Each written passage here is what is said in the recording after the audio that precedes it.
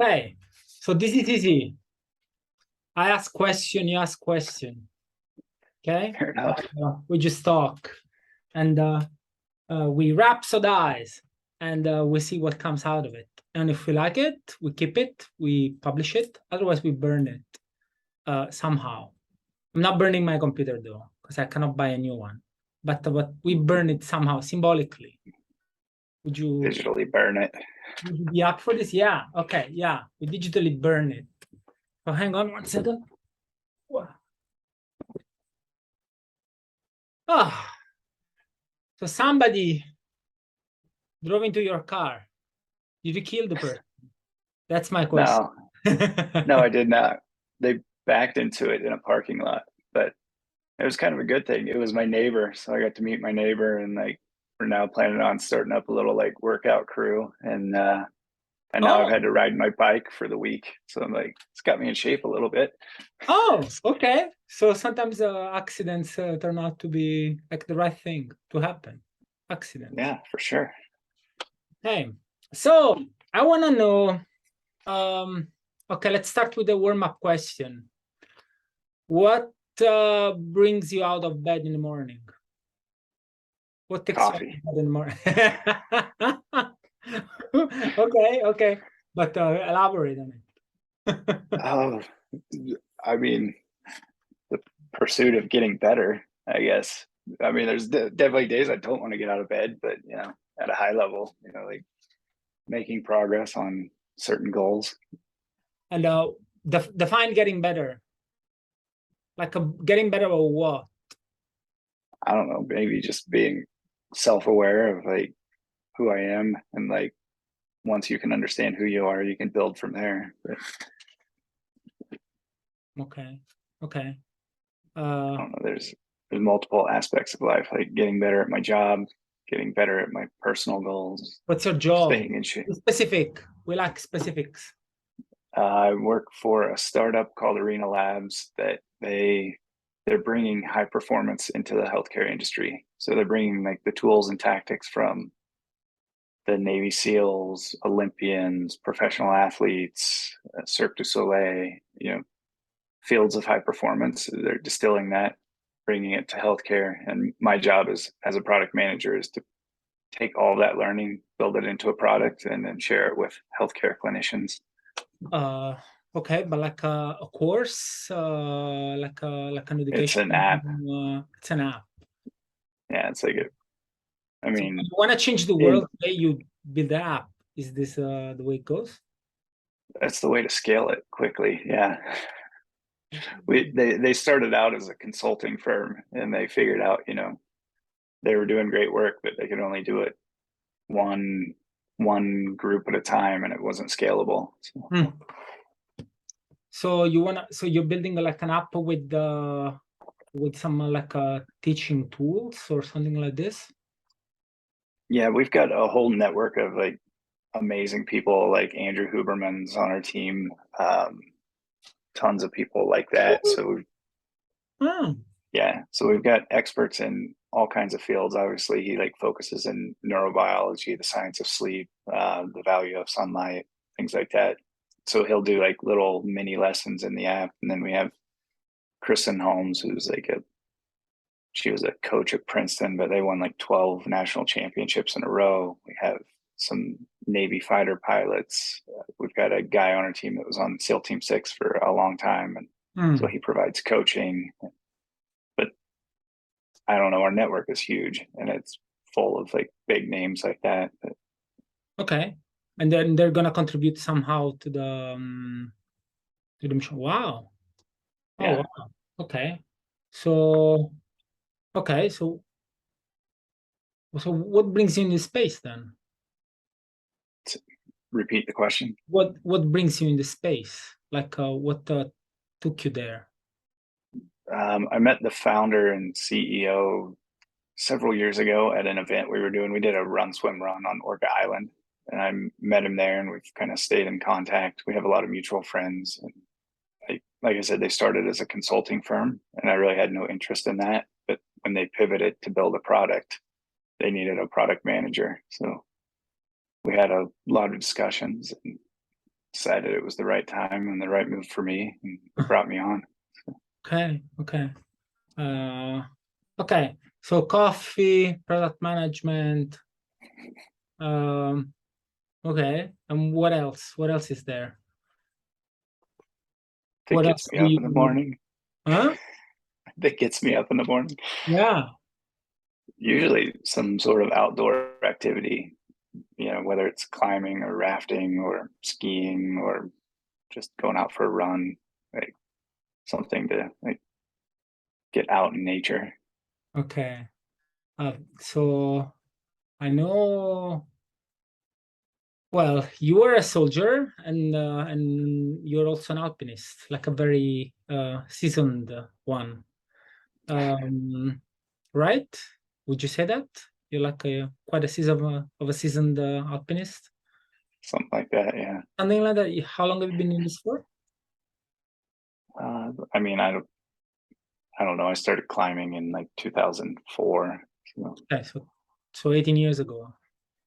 Okay. yeah, but I mean, I wasn't always an alpinist. It's a progression. You have to start at the bottom and learn how to climb, and then learn all the different disciplines. Start at the bottom. Okay. And so, yeah. And what took you there? Tell me. Starting. What kept me there, or what No, brought me there? what brought you there? Yeah. What brought you? I think that's the verb I'm looking for. Yeah, it's kind of a long story. So we were on our way home from the Persian Gulf. We were deployed over there about the time the Iraq War started, and so I think we did 7 months over there. But on the way home, we stopped in Hawaii, and we were just hanging out on the beach, and there was a random guy bouldering on the beach. And we just walked up to him and said, "Hey, that looks kind of fun. What are you doing?" And he like explained to us that it was bouldering. It was like a subset of climbing, and so we like right there, me and my buddy Jesse, also named Jesse, we started bouldering barefoot, and they really enjoyed it. And the dude was like, "Hey, I live in LA. If you ever want to learn how to climb, give me a call." So when we got back to San Diego, gave him a call, and then he showed me the ropes, like literally and figuratively, and Okay. just Oh, started it's a saying? progressing. Do what? Is it a saying? Like show me the rope? Like when somebody Oh like yeah, introduces you to something, you say show me the rope. Yeah. yeah. Uh, He showed me the ropes. Yeah, it's oh, just a common saying in English. Yeah. oh, I never heard of it. Okay. Not that common apparently, but so, maybe maybe in the climbing community. yeah. So I showed you the ropes and you started climbing. So alpinism is it's a complex discipline. I'm assuming, right? Made of different things. So there is madness. What are the disciplines? I don't know. I think a lot of it is just like the call to adventure. So the need for adventure. But like you said, it's a combination of a lot of climbing disciplines. You need to know Which are bouldering, bouldering, which is when you like just go play close to on the walls, ground. right? Yeah, close to Yeah, the ground, you're but close to the ground and bare no hands. ropes. Yeah, Mhm. and then what's the other one? There's sport climbing, which is, there's bolts that are pre-placed in the rock. There's trad Oh, climbing where you place your own protection. Um, there's ice climbing, so you need to learn to climb on ice. Mixed climbing is where you climb partial ice, partial rock, but you're using crampons and ice tools. And then there's like things like big wall climbing. You need to know how to climb big walls. And then you put all that together and go to some big mountain. And if you apply all those techniques, that's when it becomes alpinism. oh wow, I had no idea. Okay, so you need maybe a couple of years before you get to a real mountain, right? It took me a long time, maybe 10 years. 10 years? No, 2012, 8 years. It took you 8 years to do what exactly? Before I took my first expedition, like big trip to Pakistan. So Well, how tall was the mountain?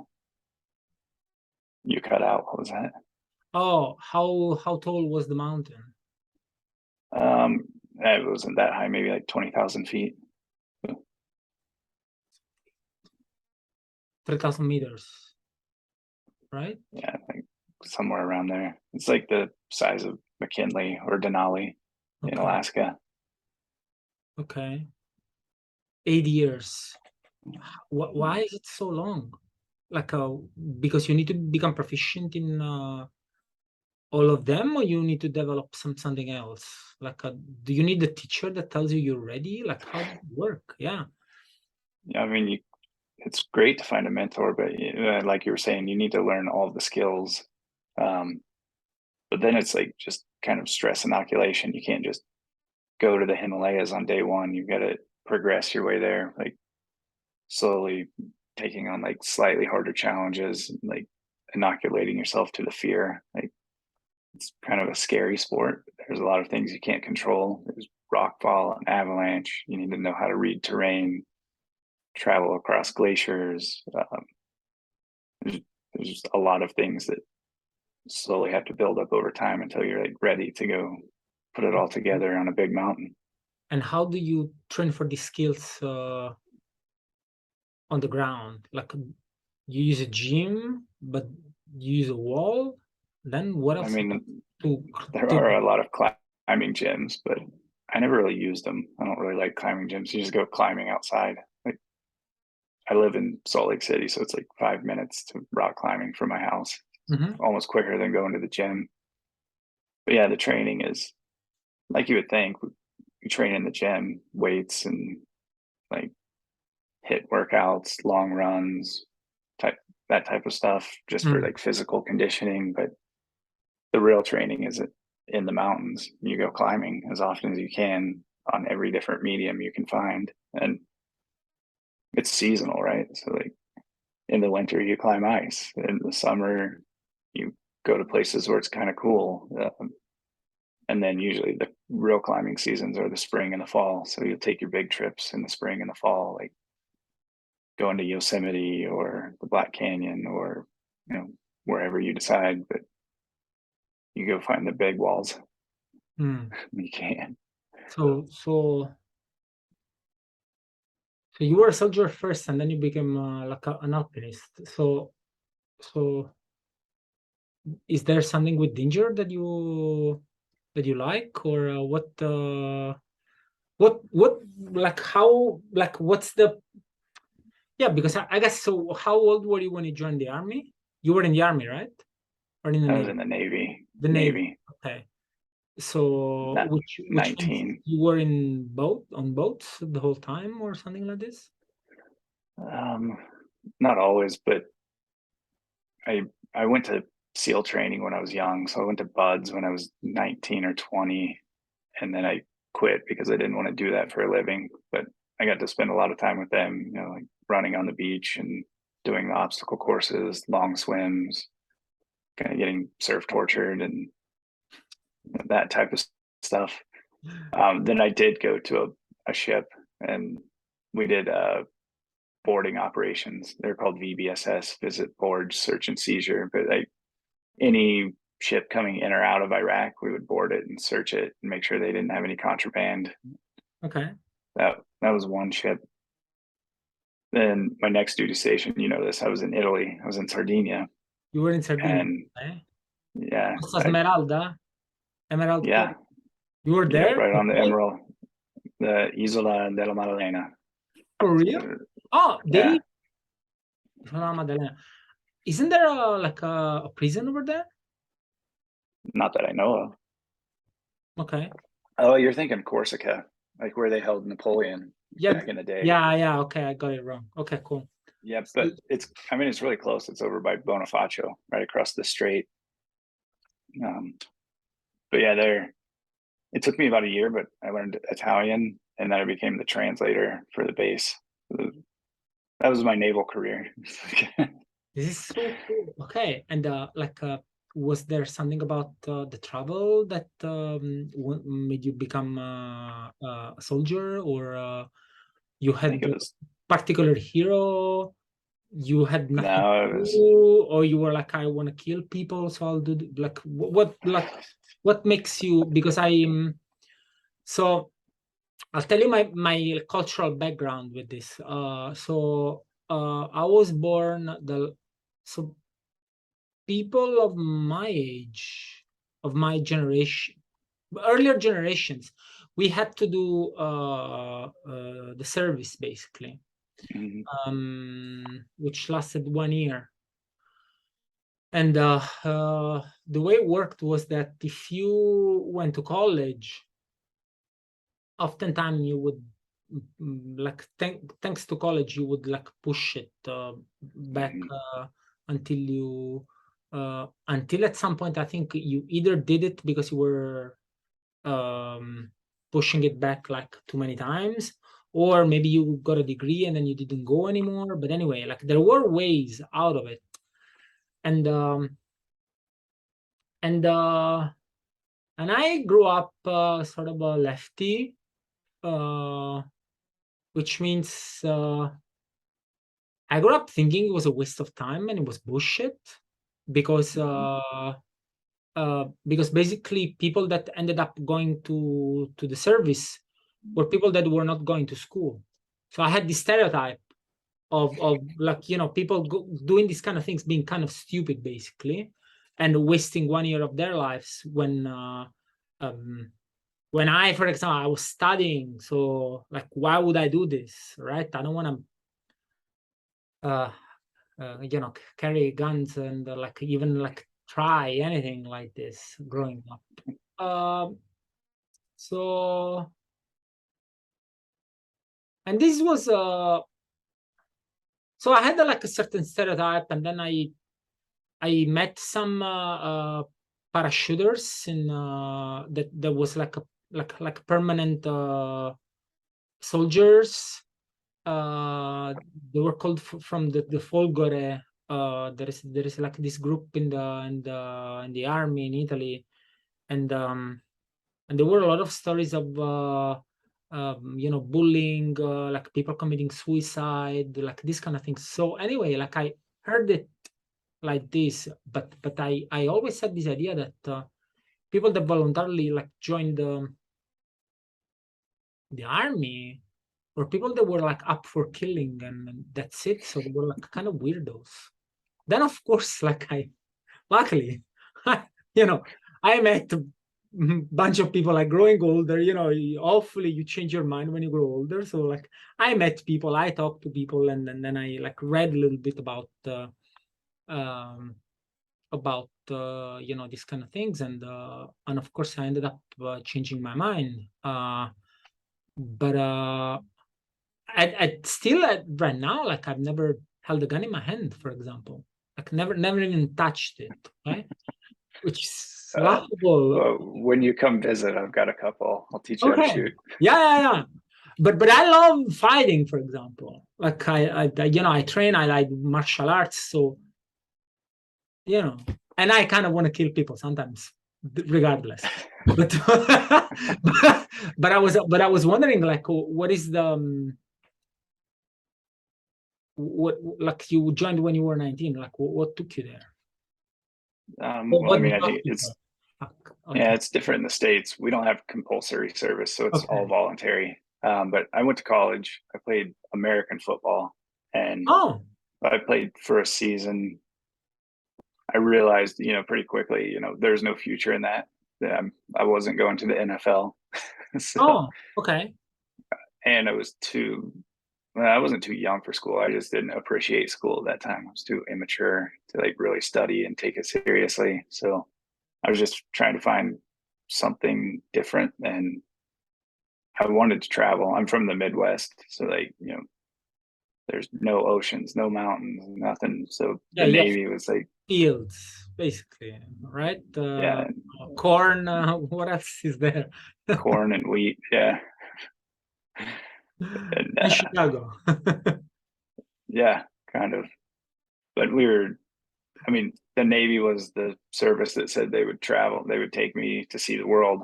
And, I really didn't have any idea what I was getting into. So there's like that idea of adventure and uncertainty. That's part of it. And then, like when I got into the Navy, I had the opportunity to like do the SEAL training. And at that time, I thought Still What's the training? hardest thing I can do? SEAL, like Navy Oh, SEAL. SEAL. Okay. And I was just interested in the challenge. I wanted to see if I could do it or not. Yeah. What is it like? Tell me something, because it sounds very exciting to me. Actually, now. Yeah, well, I mean, I didn't make it that far, but you, I mean, you get up early in the morning and you usually start with a PT session, like push-ups, pull-ups, sit-ups. You start the day, you're always wet, so you have to jump in the ocean like first thing in the morning and roll around in the sand. So you're like constantly wet and sandy. And you'll start your day with a run or a workout or an O course, and you just throughout the day you do different evolutions like that. They have log PT, surf torture, obstacle course, soft sand runs, long swims. I mean, we did a lot of training in the pool to, like, they call it drown proofing. Though they tie your hands and your feet and kick you in the water, and you have to learn to like float and bob, and basically you get really comfortable in the water. You learn to be really calm and like control your breathing and control your fear response. It was really cool. Like, I'm glad I learned it, but when it came down to me thinking about like what they did for a living, like I just didn't want to kill people. I was like, like, I wanted the physical challenge, but I didn't want to do the job. So Okay. Yeah. Yeah, they're kind of like specialized. They're ninjas, basically, right? yeah, Today's I mean, ninjas, like they're like highly skilled assassins. Like, would you say this? Could we say this, yeah, or I mean, huh? yeah, I mean, they're special operators. They're trained for certain missions for sure. But yeah, they're a very elite force. I mean, I think in Italy they're called the Incursori. But Incursori? Yeah. mhm. Oh, I never. So we have them too, you think? Yeah, I've been diving with them. We hung out in Sardinia together a few times. Incursori. Okay. Mm. But Oh, that's interesting. Okay. Yeah, have to look it up. Okay. So okay, so you but was self-torture? You like, what is it? surf torture. So Surf. like, yeah, you're in the water and you just kind of you link arms with the team and you have to sit down in the surf zone and the waves crash over you and it's freezing cold and it feels like it's about the equivalent of getting waterboarded. Okay, so you But can't breathe, you drink a lot of water, I suppose, yeah, and by the end of the it's day, you realize you're still alive. I mean, they have a timetable. So they have like a little dial that has like air temperature, water temperature, and time. And so you like line it up with the air temperature, whatever the water temperature is, and it'll give you a time for how long you can keep people in there without getting Mm. hypothermic. So You did that, okay. But was the training nice? Like, was it a beautiful experience overall? yeah, I mean, you get to learn yourself pretty well and you find your limits, your physical limits and your mental limits. But I mean, I made some of my best friends there. I've been friends with some of these guys for 20 years now. So I And thought it was a great experience. what what kind of people are there? Like, what is I mean, the kind of personality type that you find there? Like, it's what kind of all face? kinds. Yeah. I mean, obviously the U.S. military is all voluntary, and the states are quite diverse. So you get people trying out for that from every walk of life, every social status, every background. We had like rocket scientists all the way down to like mechanics, and you get like every color on the spectrum. Women too? No, women weren't allowed. I think they are maybe allowed now, but I haven't heard if they Okay. changed that rule or not. Okay, but so is it like open to anyone? So anybody can join the SEAL training? Anyone can try.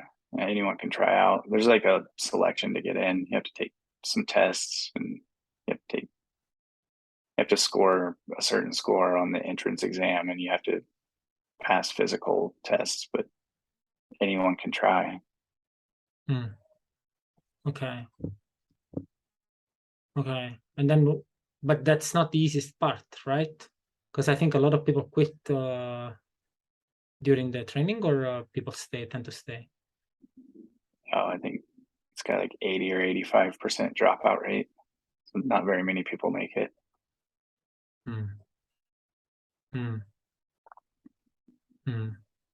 Well, that makes sense, because how long does it last?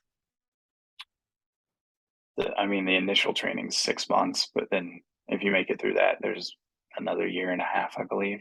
I don't know. I didn't make it that far. So it's okay. So it's 2 years basically. Okay. But so your outcome was basically that you, and then like after that you got out of the Navy, or? No, that's when they sent me to the regular Navy. So that's when I went to a ship. That's when, I mean, I hated being on a ship. It's like pretty boring, but at least I got to travel. I got to go to almost every continent and traveled quite a bit. So that was the cool part. I did get to see the world. And so it's boring when you have because I'm really, lately I'm dying to see a starry night. I'm dying to see it. And every time I want to see stars, like I have to watch a monitor basically, because I don't have because there is the light pollution around, so I don't get to see a lot of stars, right? And so I imagine a night on the ocean, sky must be fantastic, right? It is like in the middle of the Pacific. You've got just vastness in every direction, and sometimes the ships will go dark, meaning like they'll turn off their navigating lights, and then it's just stars in every direction. Like, it kind of it is really cool, but it's the other parts were boring as well. So yeah, okay. And so you travel the world, get to know yourself, and then alpinism starts like some sort of a joke or something like this. Is that correct? I mean, I don't know. When I got out of the Navy, I wanted to go climbing and skiing. So I moved to Utah, got a job at a climbing company. And then like, they were the ones that really introduced me to the idea of alpinism. I didn't really know what it was, I kind of heard of it. I lived in Europe. I've been to Chamonix, but they were the ones that like kind of convinced me that it was possible. And then obviously, when you work at a climbing company, all the gear is at your fingertips. Like, one of my buddies gave me a pair of ice tools. And then I learned how to ice climb. And once I did that, I was hooked. And then it was just a slow progression to get good enough to go to the Himalayas.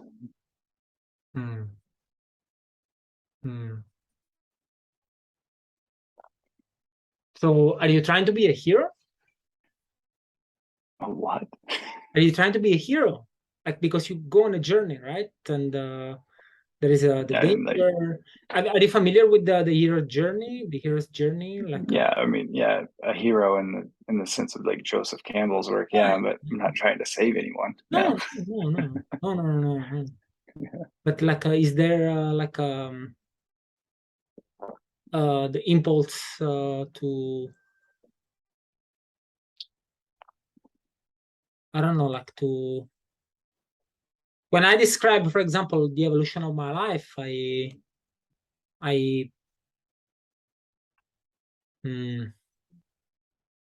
always lived my life trying to answer a call, which in many situations was very clear, crystal clear, and sometimes it got fainter. then it got very clear. And then this call moved, because I thought that my call was, for example, like to do a specific job, to become an academic, for example. But then over time, like things changed because this call like kept moving. So if I were to, and I moved with it, because without this voice, I feel quite lost. So I've been trying to like align for my entire life. And then this is something that led me to do things that people don't understand, and that they judge me crazy because of this, right? So, but this is me. And if you were to ask me, like, are you trying to be a hero? Like, yes, because it's all about this. It's all about encountering darkness, about slaying dragons, about fighting until you have breath in. Of course, it's laughable if I say this to a soldier. I understand, but it's spiritual, so to speak. Okay, uh, but there is this idea of really like fighting and encountering your monsters, and like and try to overcome, make peace, and come back, spread the news, and then do it over again. Okay, so this is me. Like when I hear Joseph Campbell's representation of the hero, it's like, oh yeah, that sounds like my life. So are you so my question for you is that do you have some sort of call that it's that's like some sort of voice that like led you through your life, or what is it, if that makes sense? I mean, yeah, I mean, it makes sense now. When I was younger, it didn't. Like, there's just this innate call to adventure, and maybe adventure is the wrong word, but like seeking novelty. Like, I don't like routine. I don't like to be bored. I like to constantly be pushing myself and trying to do hard things. But yeah, it's like that seeking novelty and adventure, which, later you could put, I learned about Joseph Campbell, and you could put that framework on it, but it happened naturally. It wasn't something I ever thought about. It happened, and now we can tell a story about it. Yeah, I don't know. It came from within. It was weird.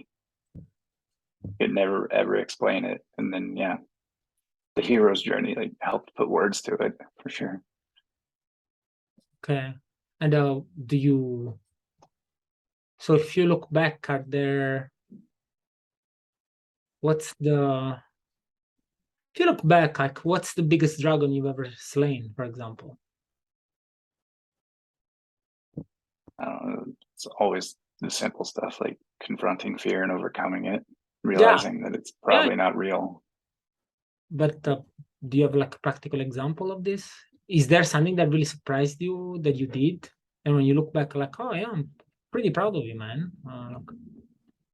Yeah, like every little thing for sure. But I mean, culminating in going to Pakistan, like going to the biggest mountains in the world, and like not really believing that it was possible. Then you're there and you're doing it. And you're like, holy shit, I'm actually doing this. I never thought it would be possible for me. And then you're just like in the middle of it and it's happening. Like that's when the realization happens that all that work paid off. uh, so after this is your first expedition, or like how okay, and do you want to say something about it, like how was it, what did you have to do, and I'm very interested in like actually how you felt.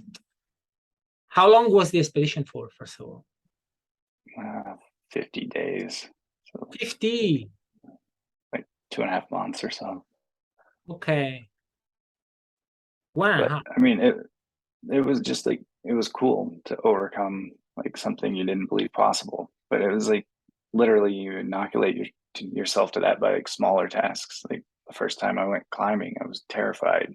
And then like I learned like slowly to like confront the fear and realize it's not that big of a deal. And then you do that enough, and you like, well, for me, I landed in Pakistan, but I was just like, amazed by the beauty and the size, and like, the mountains are like, you've been to the Alps, stack 3 of them on top of that. It was kind of mind blowing. It was like awesome, really. Like, like the sense of awe. Like I couldn't believe it was real. I couldn't believe I was there. And it took 50 days to climb on top of a mountain. No, Yeah, explain it. Like I'm no, completely you have to. ignorant, as you can see. Yeah, the trip was 50 days. So I mean, you got to account for flying. It takes 2 days to get to Pakistan flying, and then another flight to get to Skardu, and then you have to drive to like the last village, and then you have to hike in for a few days. So like all that adds up. Then when you hike in, you set up a base camp, and you start to acclimatize. You can't go from 5,000 feet to 20,000 feet overnight. It takes time to acclimatize. So you start climbing smaller things, and like you'll sleep a day up high and come back down until you're like acclimatized to be able to go for the larger objectives. But within all that time, you're encountering weather and sickness. Like my buddy it was probably dysentery, but he was down for a week puking himself. So there's all of that you have to factor in. You're only climbing for like of the 2.5 months, like maybe a couple weeks. Oh wow! So the entire time is basically to acclimatize yourself. Okay. And so what's your day like? Like you set the base camp, then you like climb for a little bit, then come down, then a little bit longer, then come down, a little bit longer, come down. But what's so are you but what kind of adjustment are you looking for? Like your tolerance for oxygen getting more rare when you go up there? Like, and what other kind of things are you trying to adjust? I mean, it's basically physiological. You're getting your body used to there's less oxygen up there. Your body starts to create more red blood cells, which helps you consume the oxygen better. But I mean, basically, it's just a lot of fun. Like, you'll have a main objective, like the one thing you're there to climb, but in the valley, there's just thousands and thousands of different features. So every day, you pick a small one in the beginning, you climb that, you get a little bit higher, then you'll pick one that's a little bit bigger, and a lot of them no one's ever climbed. So you're like going where no one's ever been, putting up new routes, and you just kind of progress until you're ready to take on the objective that you're there for. And then, how do you do it's like it's a long climbing trip. It's just a lot of fun. How do you get food? I mean, you packed it in. That's why you have porters. So we would have anywhere from 20 to 50 porters, and then at base camp we would have a cook and an assistant cook, so they cook all their meals for us. Okay. So you're not hunting with your bows and like killing bunnies in the No, not. I mean, there aren't any up there. It's pretty high altitude, but that was the first trip to Pakistan. We did do expeditions where we cooked for ourselves, and we didn't have cooks, but we used camels to hike all of the food and gear to base camp. And then I guess one year we did shoot an ibex and had ibex for dinner. Okay. But yeah, the food, right? Like we would hike goats out there, and then basically slaughter them when we got to base camp, and then bury the meat in the snow and eat it throughout the time we were there. Okay. And okay, so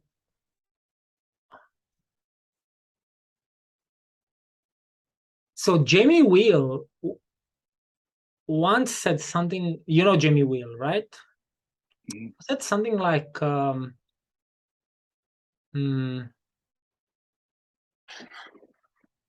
he says something like, do you wanna live a wonderful life? Go live in a dangerous place. he says. Something like this. And as he was something like this, I don't remember exactly the quote now. It will come. But his idea was that and he says these, and then he talks a lot about alpinist community, like small towns, people, like places packed with people like you, so to say, right? And he says, he tells the story of this of this guy, his friend of his, who has a big jar filled with stones, and he goes to this guy and he says, okay, why all these stones? And he says, these are all the people that I lost during my life, basically, all my friends. And he looks at it and he goes like, okay, so you as a soldier first and then as an alpinist now, what is your relationship with death? Is it something that you as a person think about? And then when you are with your close friends, last time you were mentioning that you lost a lot of, it's quite normal actually that people die in this sport, right? It's not something, well, I don't know how normal it is, but it's expected that something terrible can happen, right? Because there is a lot that you cannot foresee. So first, as a young man, like going to the Navy, did you consider death as one of the options? And then like growing older and doing this other thing, like I'm curious about, in smaller words, like what has been your relationship with death so far? I mean, when I was younger, it was just willful ignorance. Like, all young men think they're invisible, and I was no different. I just thought, yeah, it happened. I knew it happened, but it would never happen to me. Okay. It was just pure ignorance, right? And as I got older, it did. I mean, it happened to some of my closest friends, and then you really have to confront it and really question yourself. Like, do I want to be there? Do I want to be doing this? And you have to settle with yourself. Like, is it worth it? Is it worth dying for? And for the most part, I said yes. Like, it was worth the experience. The only thing that really changed that opinion for me was I was home when my best friend died. So he disappeared in Pakistan. And normally, I would have been on a trip. I would have been there, and I've been, in the mountains when people have passed away and disappeared, and that never bothered me all that much. It was actually being home and watching the effect on their loved ones, and having to tell his mother that, we had to call off the search. Your son is officially not coming home, and seeing the toll that it took on her and family members and friends. That's when it really hit home. You're not just affecting yourself, you're affecting a lot of other people. And it really forced me to question, whether it was worth it or not. Can you say something more about not being affected when people are there? Like, what do you mean you were not sorry when people were I'm assuming you're not saying this, right? Right. Yeah. Yeah. I know you're not saying this, but can you expand? So it didn't affect my will to continue climbing. Okay. Of course, it was sad. People around each other, like, you talked about these things. Is it taboo to talk about death in your community, or you guys talk about? Talk about it. It's more of it's dark humor. We always joke about it, and then now that it's happened enough, we definitely talk about it in the aftermath. I think I'll talk to my friends about it more than we ever did before. But I don't know. Maybe it could be a lot of age, right? You probably get smarter as you get older. If you make it, and you also stack these experiences, right? Like when you're 20, you just don't know what the fuck you're doing anyway. So, yeah. Not that I do now. Not that hasn't changed all that much. But and so I have a lot more experience to base my ideas on. Okay, and so what made you stop was seeing all the pain, and you know, and this is a reason for you not to go anymore. Is this enough? That made you change your mind? Like the fact that you didn't want to affect your beloved ones with um, the same kind of pain or something like this? Was this like a... I don't know, there were other factors. I mean, life just happens, right? Normal people can't take 3 months off at a time every year. So, I mean, at that same time, I finished grad school, got a real job. And, there were a lot of other things. The relationship I was in at the time, like, she kind of gave me the ultimatum, like pick me or pick the mountains. And so it all kind of happened, like all those things were happening at the same time. Okay. But So okay. Huh. So vagina wins against the mountains. Is this what you're saying? Soldier. it was it was Hey, one of the vagina wins variables. against a lot of things, but even against the mountains. Okay, okay. The Almighty. Yeah, well, I see. turns out it was a bad choice, but I see. Because the thing is that I always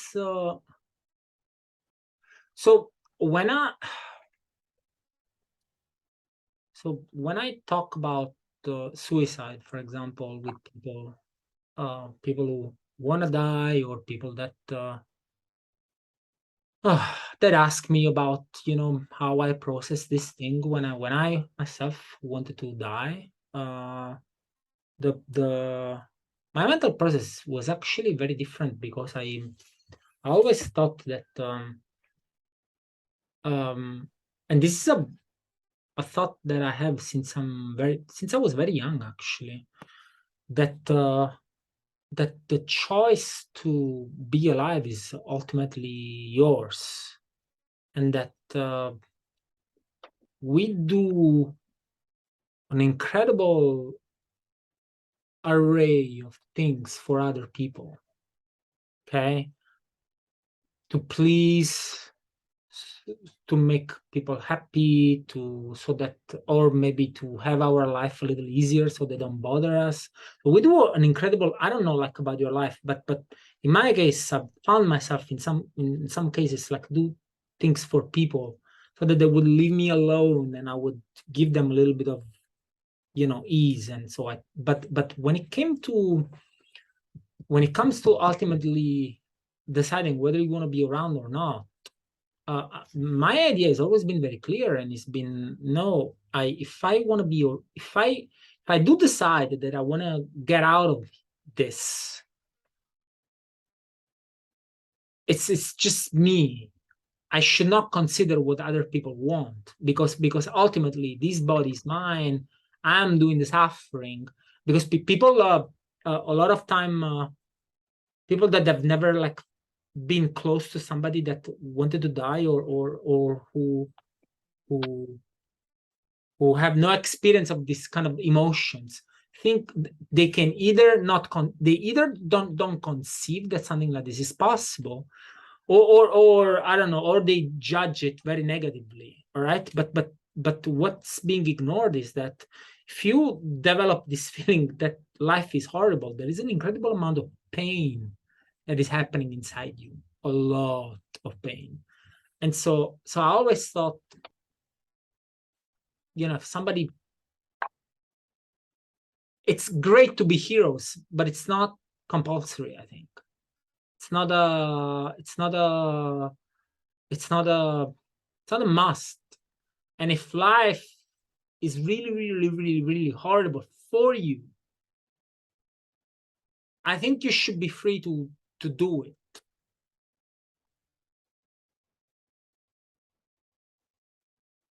but I don't know. Lately, I've watched even somebody like Jordan Peterson saying a year ago I was ready to die, but I didn't want to do anything. I didn't want to hurt people around me. So he gave a kind of motivation why he was still around, not based on the fact, because in my case, if I'm still here, is because I really, really wanted it. At some point, I was like, no, fuck it, I'm gonna stay. So this was my thing. Okay, like I like it. Fuck it. I'll suffer through it and I'll stay. My choice. Okay. Shut up. Okay. So this was me. But it was very surprising for me to hear something like I don't know if you watched there is like an incredible podcast that he did with Lex Friedman. Mm-hmm. Fantastic 3 hours, like some of the most beautiful 3 hours you can spend. Okay. If you watch that thing. And he says, among many other things, he says, I was ready, and he starts tearing up, and he says, but I didn't want to hurt people around me, and I was shocked by his reasoning. He didn't say, I find the force within to push forward. No, like he says something like Q, basically. So do we owe our life to other people too? Somehow? I mean, I would say yes. I mean, what's Okay. the point of living if you got no friends and family? If you're just here all alone? But to the point that you should endure pain so that they're happier, like, because otherwise they would be sad without you. Is am I making sense at all what I'm trying to say? Like, Yeah, I mean, I understand what you're saying, but I mean, I can't really understand it. I've never been in that position, but everyone has struggles, and like everyone goes through periods of darkness. But the cool part is like when you get back to the light, it makes it brighter. Like, you can't have light without darkness. So like suffering's not forever. And I suppose if it is, then yeah, sure, maybe that is a good option. But you'll eventually come out of it. You may have to fight your way out of it, but and you think that somehow your life belongs a little bit to those around you too? Would you say that? yeah, I mean, Your maybe not like, not like I this? would say, yeah. I mean, they don't, you're still an individual, but definitely without community and relationship. Like, if you don't have that, why the fuck would you want to be alive? Right. So those are the people that would get you out of a dark spot if you couldn't do it yourself. Okay. There was a philosopher, Martin Heidegger, somebody I studied quite thoroughly. And he says that one of the main features that human beings have is that we are somehow constituted by the others. He would call it Mitsein, which really means in English, how would I call it? I would say, so mit is with, Sein is being. So you're constitutionally being with. So the people that you are in close relationship with, like you are part of them structurally as much as they are part of you. So there is something inside you that belongs to them, and vice versa. He says, therefore, you're not really an individual. You're more of a constellation of various entity, because it's not just people, it's also other things around you. So somehow you would have said that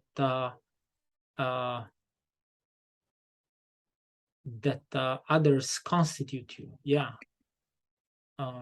So it what you were saying like made me think about this. That's like the metaphysical explanation, I guess. Yeah. But yeah, I never studied Heidegger, but that makes sense to me. Even if, I don't know if it's real or not, but I feel like it's real. You feel like it's real. And this is the reason why, for example, we suffer so much. That's like an explanation why we suffer so much when a beloved dies. Because there is a literal piece of us that goes away. Because if you think about it, Huberman was explaining this on a podcast yesterday I listened to. Grief is just love, but you're trying to reorient yourself to space and time because they're no longer there. So like grief is just love displaced. You don't know what to do with it, which is why it's so painful. I'd never heard that before. And I mean, obviously Huberman explains it much better than I can, but it was a new concept to me.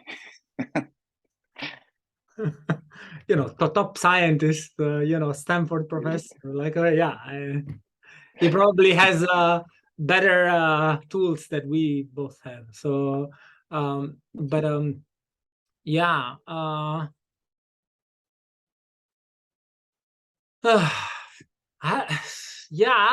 I'm a little because in therapy, for example, I pushed this kind of concept that I was telling you about with my therapist, and she's pushed back, saying like because her idea was that I was somehow confusing myself with the others, as if I was saying something like this.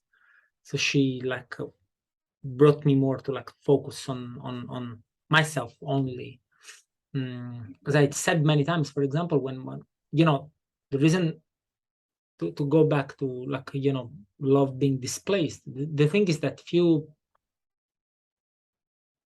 pick whoever great person of your life you lost, right? I think about my father, for example. Okay, the reason why I was so sad is because the way he called my name, or which, and when somebody calls your name, this is a way of bringing you into presence, right? I call you Jesse, all of the time you're distracted, and you're like, okay, I'm here, because it's the name calls you here, okay, in the presence, and like brings you to some sort of awareness, okay, or the smiles it was, or the way, the internal jokes that we had, or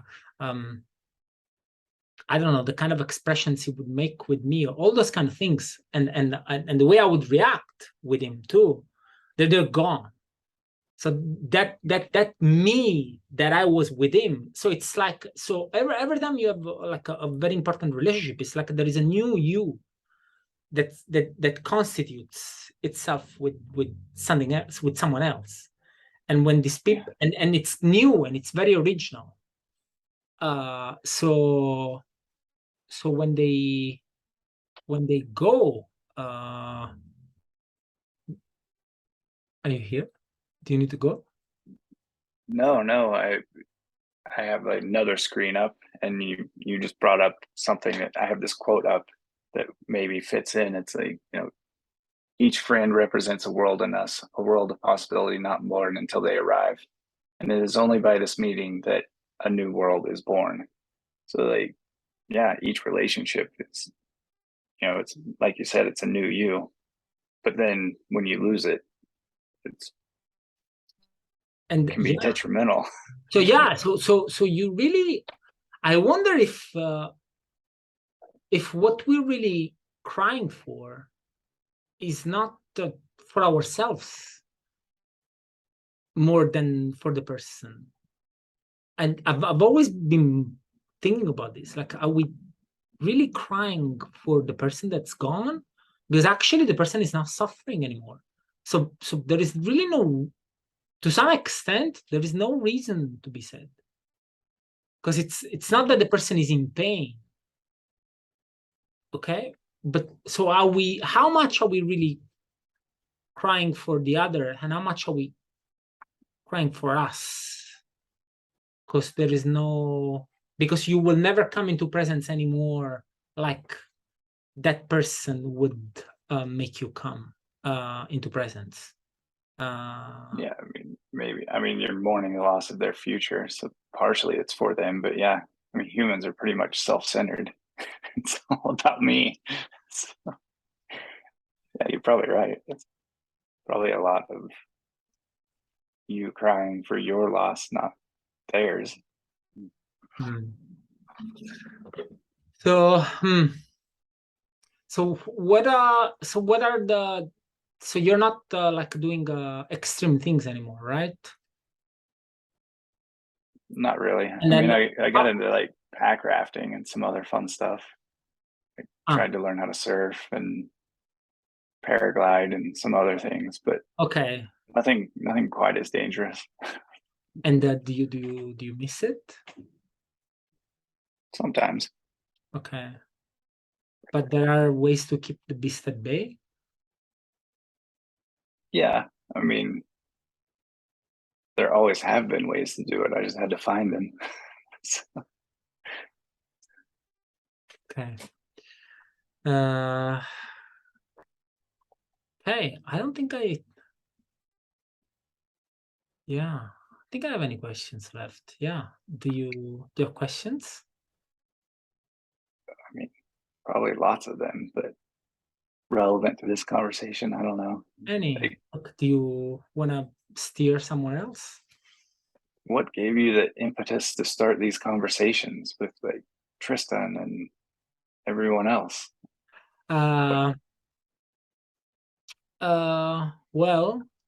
there is a number of things, but mostly is the fact that I love the meaning that these conversations generate. And I think, and I find in these conversations,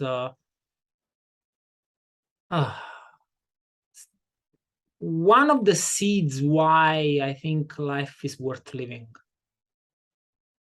Because if you can sync well enough with the person that you're talking to and with, you co-create something magnificent, I think, every time. Magic. And I think this magic and this spark is some of the things that really push me forward in my research, in my journey. And there is also another and you're like, okay, but why record these things? And the reason why I want to record these things is because I think there are a lot of magnificent people around that we're not aware of.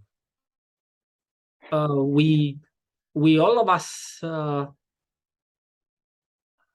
with few exceptions, but a lot of people that I talk with, I don't know your friends group or whatever, but like people around me, if you talk, many of us have very bleak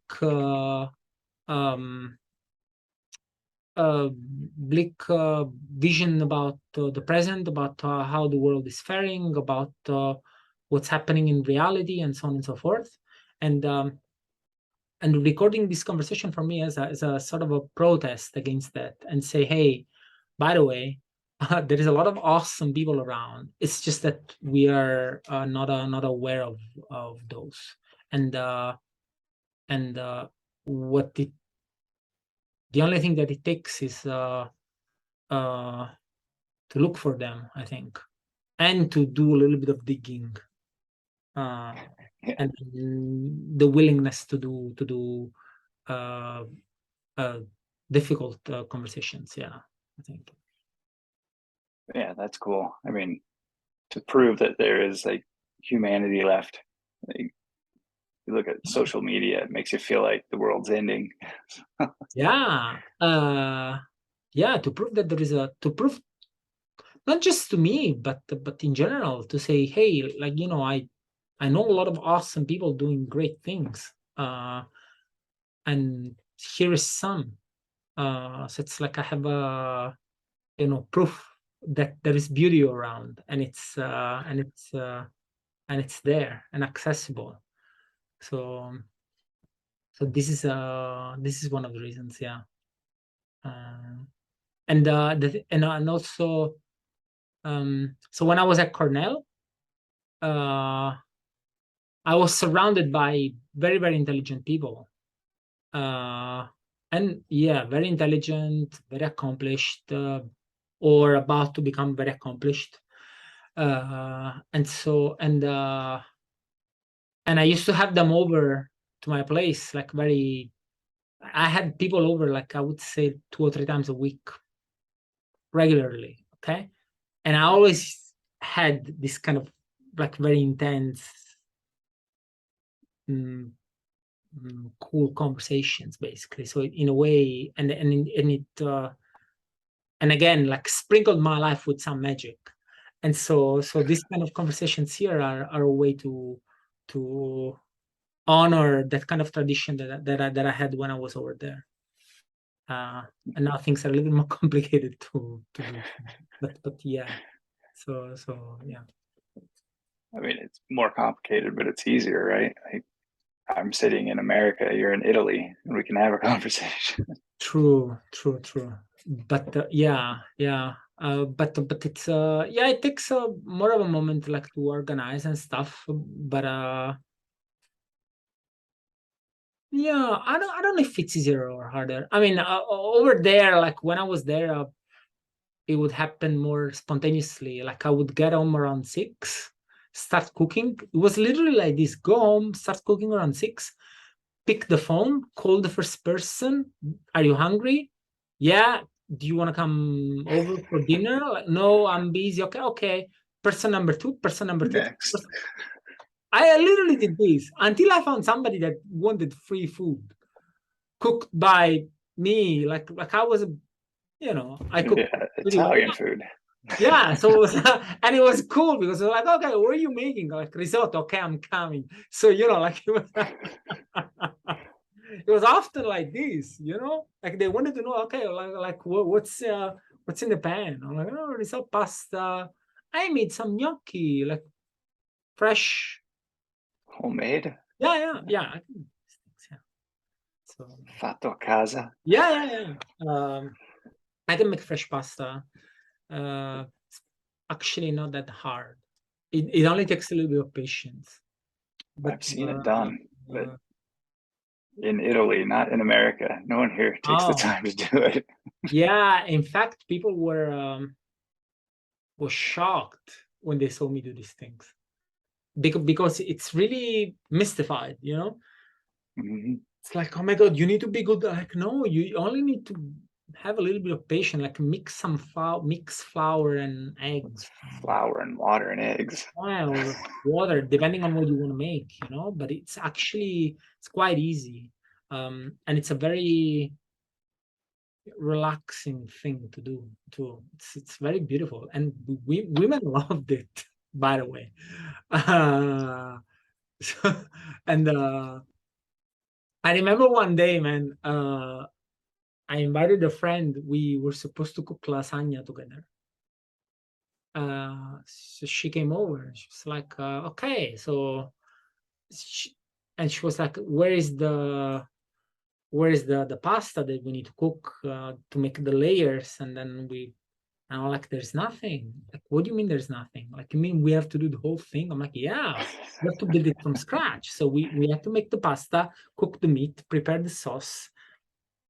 Yeah, it's a lengthy process. It takes like 3 hours. We got stoned. Okay. Of course, it's college. Grad school, but nonetheless. So we got stoned and did it. The whole thing took 2 hours and a half, I think. Taking our time, chatting, sipping a little bit of wine, whatever. Took 2 hours and a half, 3 hours. We sat down, like we did like a a square container, like was quite big. We ate the whole thing. Now we know why. It's good. It's delicious. Yeah. I don't know. I mean, that's basically how I learned Italian. My buddy would invite me over for dinner, and I would hang out in the kitchen while his wife was preparing all the food, and she would basically give me grammar lessons. I mean, one, because she spoke no English and we couldn't communicate, but like after enough time, I could actually talk back and like have a conversation. Yeah, she did all the preparation though. She did all the cooking. I never learned how. Oh, she wouldn't let you. No, like the way I was doing this with my friends, for example, male and female, I was often like handing them little tasks that will make themselves helpful. It's really cool. It's very She didn't trust me enough for that. She would let me apparecchiare, but that was about it. That's so And cool. Okay. she let me do the dishes when we were done. Okay. No, not the food preparation. Well, women can get very territorial in the kitchen. My mom is very territorial. Like you need to get out when she's cooking. Unless, I mean, there are some exceptions, but she's very territorial. Like we always are. Like I literally stopped cooking since I came from the States because it's impossible to cook with her. That's her job.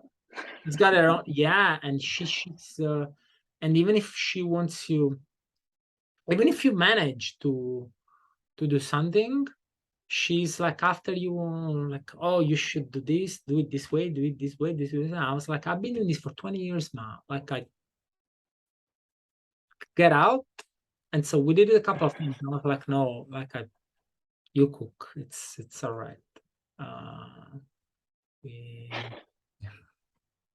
Yeah, I mean, and yeah, I my did, buddy's wife, half the time she would just send us out to get aperitivo. So we would go out to the bar and get a drink and have some appetizers and then come home when dinner was ready. great life, huh? Yeah, she's like, just get out of my kitchen. Get out of my kitchen. Where was this? In Sardinia, Sardinia. La Maddalena. Yeah. Yeah. No, I can see that. I can see that. My family would probably work a little bit like this. No, actually, it depends. It depends. Like I sometimes help people to cook. Otherwise, I don't. Other times I don't. There is an uncle of mine. He has a oven, like a fire, a wooden oven, like the ones a smaller version of the one you would find in a pizzeria, basically. He has it in his kitchen. It's got a small apartment, but imagine you walk in and there's an oven, like a legit oven that you like fit it wood and you make pizza with. And sometimes we have pizza evenings, events at this place. So he makes the dough, and the two of us, when I go there, like he makes the pizza and then I cook it. So I work with the oven. It's pretty fun. It's a pretty cool thing to do. Yeah, that would be awesome. Yeah. It's a very beautiful thing. So yeah. Okay. Do you wanna ask something else, or should we leave it here? What do you think? I don't know. Sounds like a good place to end. We can like Yeah. figure out some good questions to follow up with later. Okay. And cool. But did I want to say something else? No. Okay. So I want to thank you for taking your time and talk to me. And I'll write a little blur about you when I post the thing. And then we'll continue talking over the next couple of days. Next week we're meeting. Okay. Awesome. Yeah. I mean, thanks Grazie, for making me Jesse. do it. Grazie. Do you have good plans for this weekend? I'm gonna have like a barbecue dinner with some old friends, but it's an old professor of mine I met in college, but he's a Marine Corps general, so he just turned 90. So he's got like amazing stories. And so I'll get to hang out with him and our other friends. Like he was a Green Beret in the Army, has tons of cool stories. Get to I hang out love to with him meet this people like weekend. that. Yeah, I love to meet people like this sometimes. I'm sure. Yeah, I'm sure they've seen a lot of interesting things in their lives. Yeah. Well, I wish you a wonderful, wonderful weekend, buddy, and I'll see you soon.